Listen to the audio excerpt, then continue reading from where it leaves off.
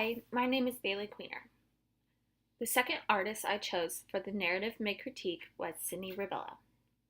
Like Mars, it seemed that Sydney went with the nightmare concept. Sydney's images flowed extremely well throughout her project and all took place in the same room, creating a consistent storyline. I also noticed how Sydney edited each of her photos to establish a uniform look to the whole project. Question 1. How effectively does the artist use elements and principles of design/photography in composing this image? Sydney did a really good job with strategically placing her compositional elements in her project and in this photograph. I will continue to list and describe the several I saw throughout this image. First, I'll talk about the color. The color in this photo is less in your face and more subtle. I think the colors chosen are consistent through her project and really work well with the story she is trying to tell. Contrast. The contrast between the various grays and the light pastel yellows complement each other really well. Foreground depth. The pillows in the background on the bed give depth to the background of this image. Symmetry. Although not perfect, if the image were split down the center, it would almost be even on both sides of the picture, creating a symmetrical look.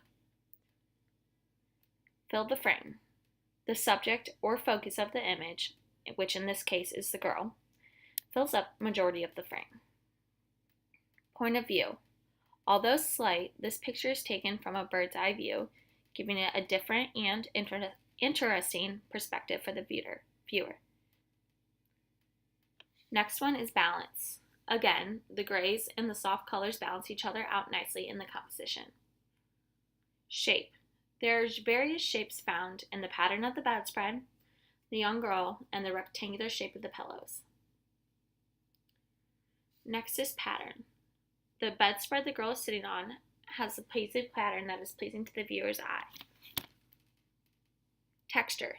You can see the fuzzy texture of the blanket and also the texture of the fluffiness of the bed and the pillows. The second question is, what is this image about? The story I interpreted from this image and Sydney's entire project is about a young girl who is suffering from having terrible nightmares. The girl in this photo looks extremely frightened and like she's in need of some comforting.